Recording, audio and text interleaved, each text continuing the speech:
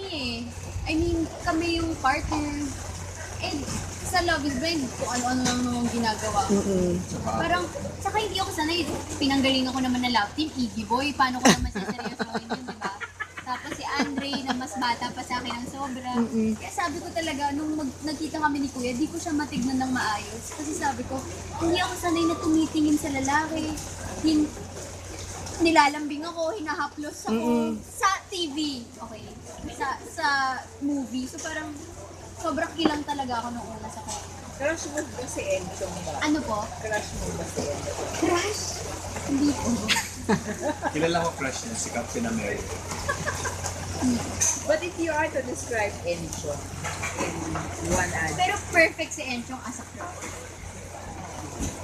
Grabe namang promo yun. Pero ano, sobrang PG lang talaga. Ano? Kung ano po? kung i-describe mo siya in one adjective. Yung maganda po o yung pangit? Siyempre, pareho. Bigay ka ng tatlo bawat isa. Sige, sa maganda. Sa maganda. Guwapo. Mabait. Malaki ang chest. Maganda ka na. Nahirapan pa dun sa tatlo. Pangit.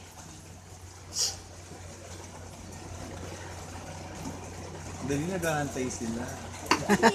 Wow!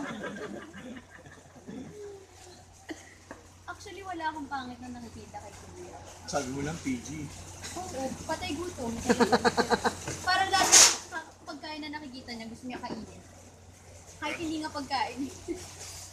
Ay, Gaganti daw si Enchong ng same answers. 3. hindi, wala akong masasabing hindi maganda sa kanya.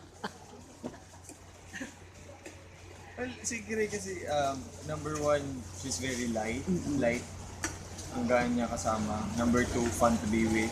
And 3, parang among all the leading ladies na nakatrabaho ko, siya yung parang, eto ako eh. Diba? Take me as I am. Naalala ko sabi niya sa akin. Sabi niya, paano daw ako seseryosohin or magkakaroon ako ng asawa? Kung lagi daw akong magalaw, parang Oh. parang sobrang gaslaw ko kasi, di ba? Tapos hindi ko na-explain sa kanya. Gusto ko i-explain sa kanya nung time na yun, sobrang antok na ako. Ako din. Parang gusto ko sabihin sa kanya na kaya nga ako ganito, ito ako kasi sobrang komportable ako sa'yo. Kasi magpapapabebe ako kung hindi naman ako, totoo kasi. Like, di ba, kung hindi mo naman gusto yung kasama mo, hindi ko papakita kung ano ako. Pero ito ako kasi nga sobrang komportable ko kasama mo. Parang ganun. Kaya sabi ko, Kahit yun, nabubulol-bulol. kaya